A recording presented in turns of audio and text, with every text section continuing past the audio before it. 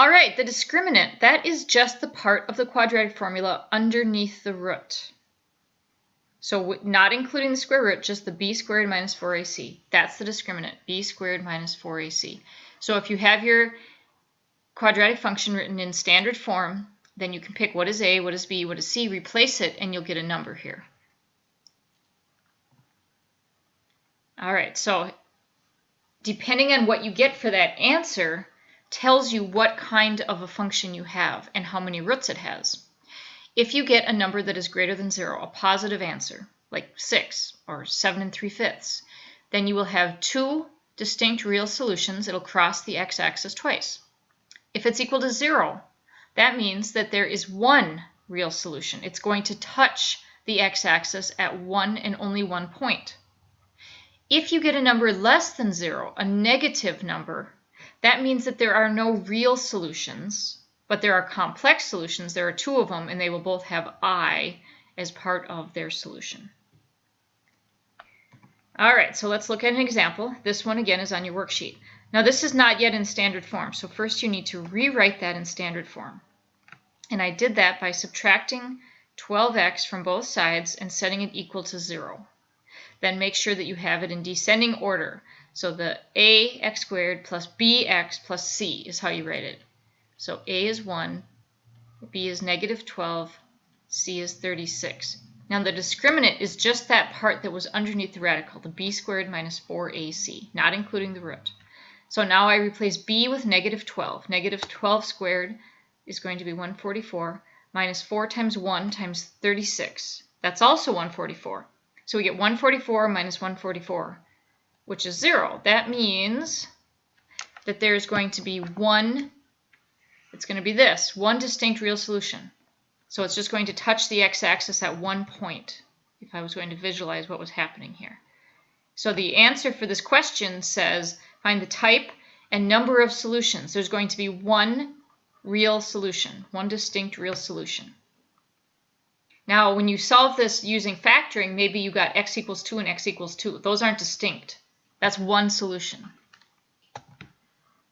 All right, again, this one is not yet in standard form, so you need to rewrite it in standard form. Then a is 1, b is negative 12, and c is 40. So that is 144 minus 4 times 1 times 40 is 60. Minus 160 is negative 16. So we got a negative answer. When you get a number less than 0 for the discriminant, that means there's not going to be any real solutions.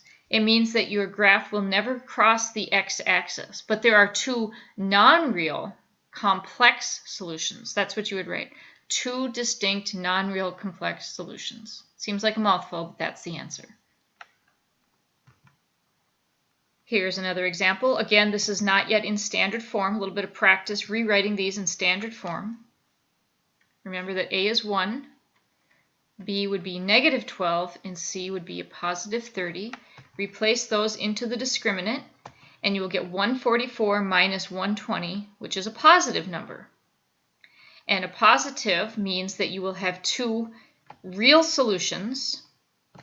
It'll cross the x-axis at two places. All right, here's an example that's from your worksheet. Again, you need to write it in standard form. So subtract 2 from both sides, set it equal to 0. A is going to be 1, b is going to be negative 4, and c is going to be negative 2. Plug those into the discriminant, b squared minus 4ac. So we'll have negative 4 squared minus 4 times 1 times negative 2, which is negative 4 times 1 is negative 4 times negative 2 is plus 8. So 16 plus 8 is 24. That's a positive number. So you will have two real solutions. Here's some examples where every one of these is x squared minus 6x. See that? They just changed the constant. And you can see that changing the constant moves it up or down on the graph. And when you move it up or down on the graph, that changes how many times it will cross the x-axis.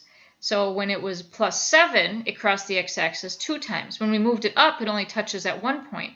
When we move it up even more, it's not going to touch the x-axis at all. So we learned about translations, and we know that this at the end changes how far up or down you're going to move it, and that's the result that you see here. Now, it needs to be written in vertex form to see exactly how that's going to change it, by how much, but you can see that changing the value of C is going to change how many real or non-real solutions you have. This is just a summary of all the different ways that you have to solve quadratic equations. It's in your textbook. It's also on your worksheet. And there is a question in the journal that asks you to describe some of these different ways. So graphing works really well when you only need approximate solutions, or when it's crossing at really nice exact answers. If you have a real simple quadratic equation, you can use graphing technology to zoom in and get a good approximate. Factoring is great when it's possible, but it's only possible in some situations. It's always a good idea to check and see if you can factor a quadratic equation, because if you can get your answers pretty quick. You can get a solution with just taking the square root of both sides if you just have a perfect square equal to a number. So there's no other stuff on it. It's just take the square root of both sides and you're able to simplify and get an answer. That works once in a while. Completing the square works. It works best when your problems are not too complex, like if A is 1 and B is an even number, because you have to take half of it and square it. That's a lot easier if taking half of it gives you a whole number. And the quadratic formula, that's really for any other time that these other methods don't work or are too complicated to make work, then quadratic formula.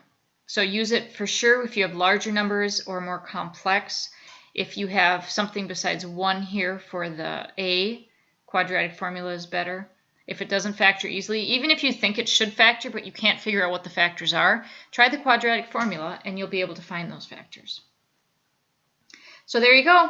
That's it for today. Make sure that no matter which method you use, you're always going to get the same answer. That won't vary. And if you have any questions, let me know, and I'll be glad to help you out. Thanks a lot and have a great day.